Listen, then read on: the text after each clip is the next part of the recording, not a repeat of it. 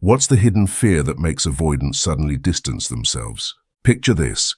You've been dating someone for a few months and things have been going surprisingly well. They actually respond to your texts without making you wait 3 days.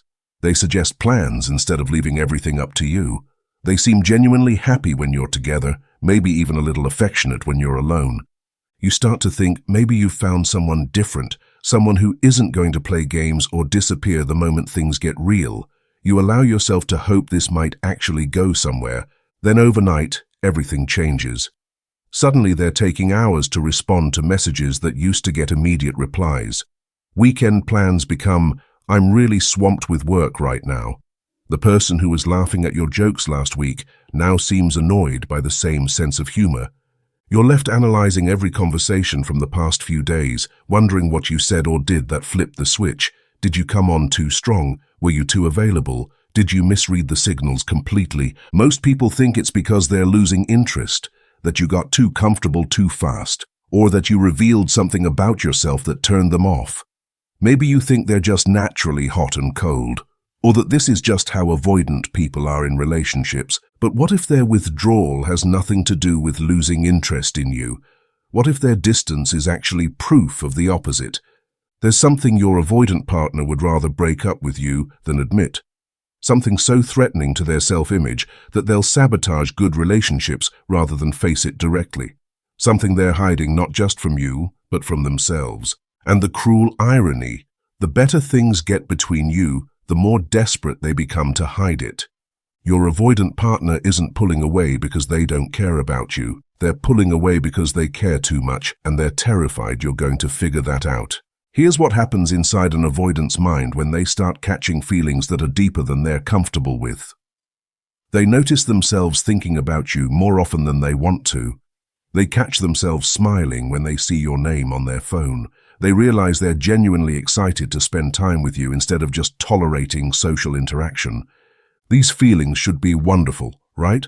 But to an avoidant, they feel like weakness, like losing control, like becoming the kind of person they've always judged as needy or pathetic.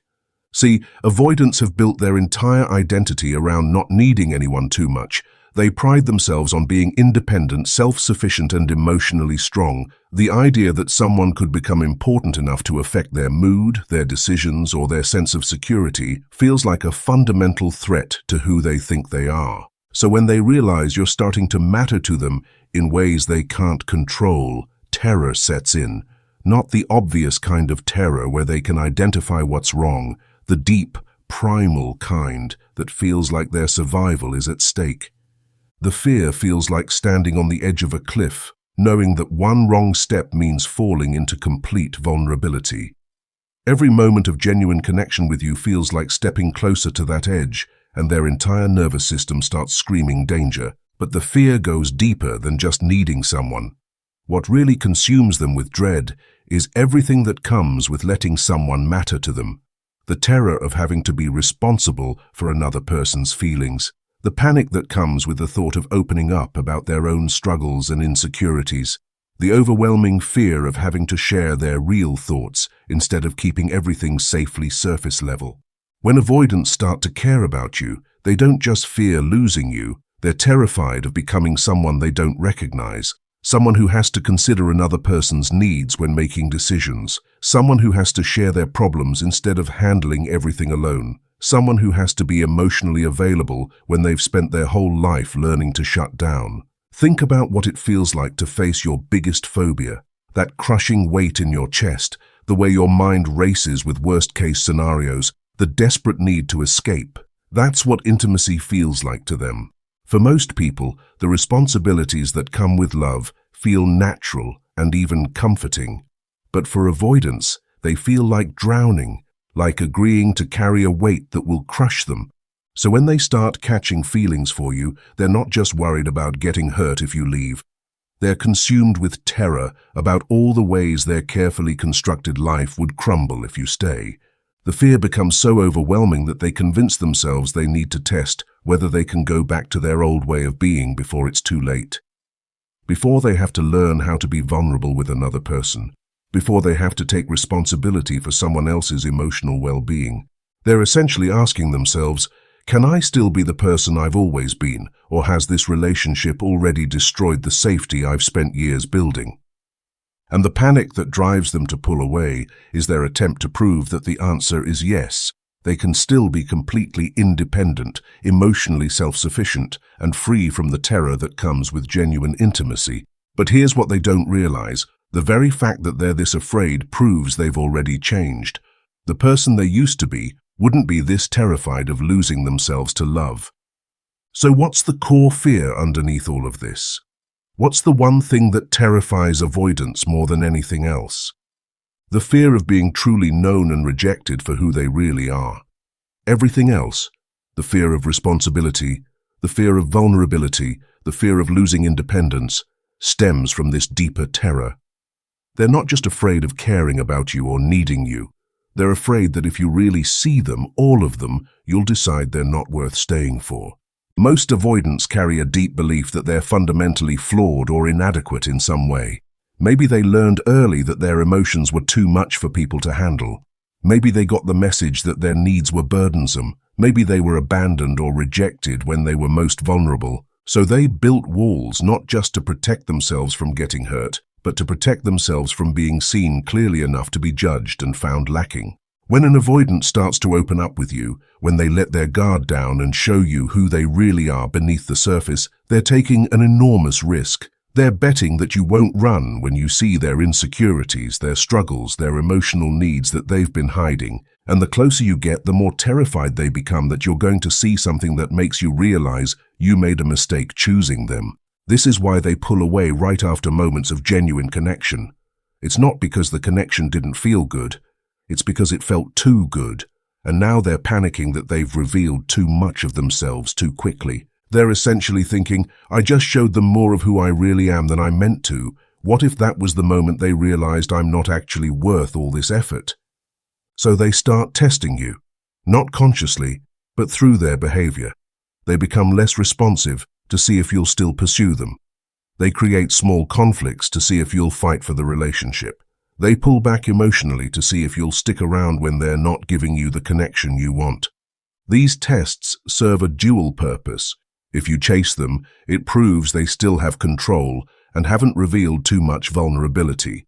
If you don't chase them, it confirms their fear that you were just waiting for an excuse to leave anyway. It's a no-win situation that they've created unconsciously to protect themselves from the bigger risk of being fully known and potentially rejected. But here's what makes this particularly cruel for the people who care about them. The better you treat an avoidant, the more terrified they become that they don't deserve it. When you're patient with their emotional walls, they wonder what's wrong with you that you'd accept so little. When you're understanding about their need for space, they question whether you actually care enough to want more.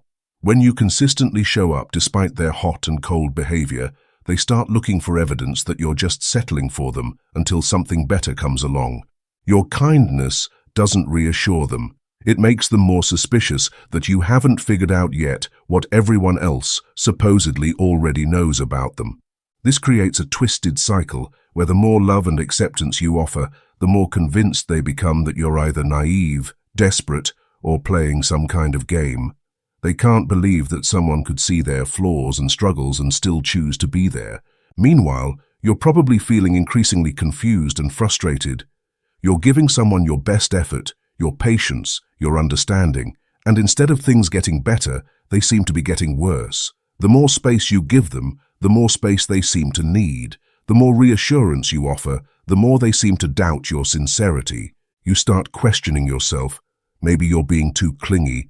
Maybe you're not interesting enough to keep their attention. Maybe you're reading too much into their behavior, and they really are just naturally distant people. But what's actually happening is that your avoidant partner is so terrified of being truly seen and found lacking that they're creating distance before you have the chance to make that judgment yourself. They're not pulling away because they don't like what they see in you. They're pulling away because they're terrified of what you might see in them. This fear runs so deep that many avoidants would rather end a good relationship than risk having someone stick around long enough to discover their perceived inadequacies. It feels safer to control the narrative by leaving first than to risk being left once someone knows them completely. Think about how backwards this is. Most people get closer to someone because they want to be known and accepted. Avoidants pull away from someone because they want to be known and accepted but don't believe it's possible. They want the same things everyone else wants: love, connection, acceptance. But they're convinced that wanting these things makes them weak, and having these things makes them vulnerable to inevitable disappointment. So they create elaborate emotional distance systems designed to keep people close enough to provide some connection, but far enough away to never see the full picture of who they are. But there's something they don't realize about this strategy. The walls they've built to protect themselves from being known are the same walls that prevent them from being loved the way they actually want to be loved. You can't have genuine intimacy with someone who's constantly hiding parts of themselves from you. You can't build trust with someone who's always testing whether you're going to leave. You can't feel secure with someone who's perpetually preparing for the relationship to end. The very thing they're doing to protect themselves from rejection is guaranteeing that they'll never experience the kind of deep, accepting love that would prove their fears wrong. It's like someone who's so afraid of drowning that they never learn to swim. They stay safe from the water, but they also never get to experience the joy of swimming or the confidence that comes with knowing they can handle themselves in deep water. Your avoidant partner is staying safe from the risk of being fully known, but they're also missing out on the incredible experience of being completely accepted by someone who sees all of them, the good, the bad, and everything in between. And here's what's particularly heartbreaking about this whole dynamic. Often, the things they're most afraid of you discovering about them are exactly the things that would make you love them more, not less.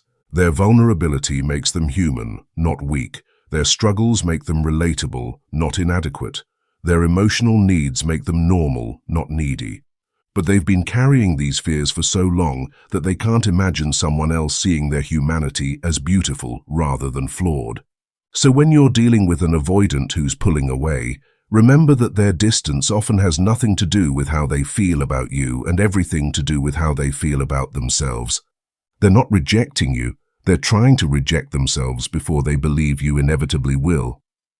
Understanding this doesn't make their behavior acceptable, and it doesn't mean you should tolerate being treated poorly while they work through their fears. But it does help explain why someone can seem to care about you deeply while simultaneously pushing you away.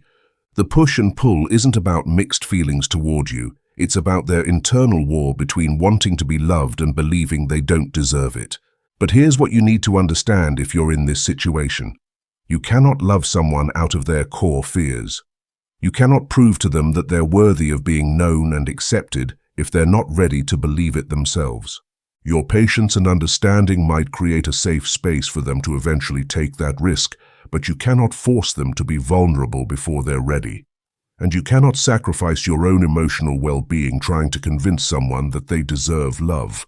What makes this fear particularly tormenting for avoidance is that it operates on multiple levels simultaneously. On the surface, they might tell themselves they're just being cautious or protecting their independence. But underneath, there's a constant dread that whispers, if they really knew what you're like when you're struggling, they'd run.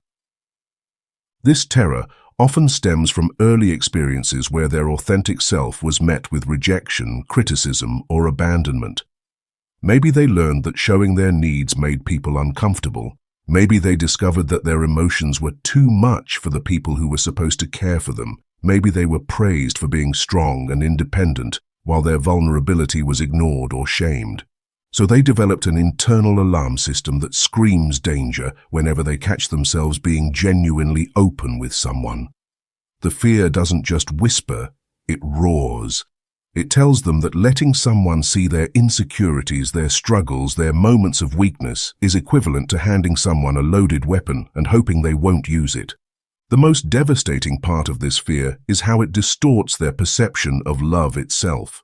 When someone shows them genuine care and acceptance, instead of feeling grateful or secure, they feel suspicious. The fear convinces them that this person either doesn't know them well enough yet, or there must be something wrong with someone who would accept so little. They become terrified of the moment when the person they care about will finally see through their carefully maintained image and discover what they believe is the disappointing reality underneath. They live in constant anticipation of that moment of realization, that look of disappointment, that inevitable pulling away when someone discovers they're not as strong, interesting, or worthy as they initially appeared. This anticipatory dread becomes so overwhelming that pulling away starts to feel like a mercy for both of them. In their mind, they're saving you from the disappointment of discovering who they really are, and they're saving themselves from having to watch it happen. The fear also convinces them that their need for connection is fundamentally selfish. They worry that by allowing someone to care about them, they're taking something they don't deserve, that by accepting love and support, they're being a burden, that by wanting emotional intimacy, they're being needy in a way that will eventually exhaust even the most patient person. So they carry this terrible double burden, desperately wanting to be known and loved for who they really are, while simultaneously believing that who they really are is unlovable. They want to take off the mask, but they're terrified that without it, they'll be rejected even faster. This internal torment is what drives the push and pull behavior that's so confusing to their partners. They're not playing games or being manipulative. They're caught in an impossible psychological bind between their deepest need and their greatest fear. Sometimes the most loving thing you can do for an avoidant and for yourself is to stop participating in their test and start focusing on what you need from a relationship.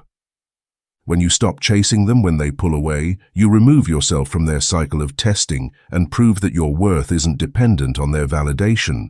When you stop trying to convince them that you won't leave, you demonstrate that you have your own life and interests that don't revolve around their fears. Most importantly, when you stop making their fear your responsibility to fix, you create space for them to confront it themselves, or to miss out on what could have been a beautiful relationship because they weren't ready to let someone know them completely. The beautiful thing about understanding this core fear is that it frees you from taking their behavior personally. Their withdrawal isn't about you not being good enough. Their tests aren't about you not proving your love adequately. Their walls aren't about you not being trustworthy enough. Their behavior is about their own terror of being seen and found wanting. And that's not something you can fix with more patience, more understanding, or more love. You're not giving up on them by refusing to participate in their fear-based games. You're refusing to enable a dynamic where someone gets to keep you at arm's length while benefiting from your emotional investment. You're not being cold by focusing on your own needs. You're being realistic about what you can and cannot control in another person's healing journey. Most importantly, you're choosing relationships based on what people are actually offering rather than what you hope they might offer if you just try hard enough to prove yourself worthy of their vulnerability. Have you recognized this core fear in someone you've been involved with? Drop a comment about how understanding their terror of being truly known changed the way you responded to their push and pull behavior. If this helped you stop taking avoidant withdrawal personally, like this video and subscribe for more insights about what's really driving confusing relationship patterns. Thanks for watching.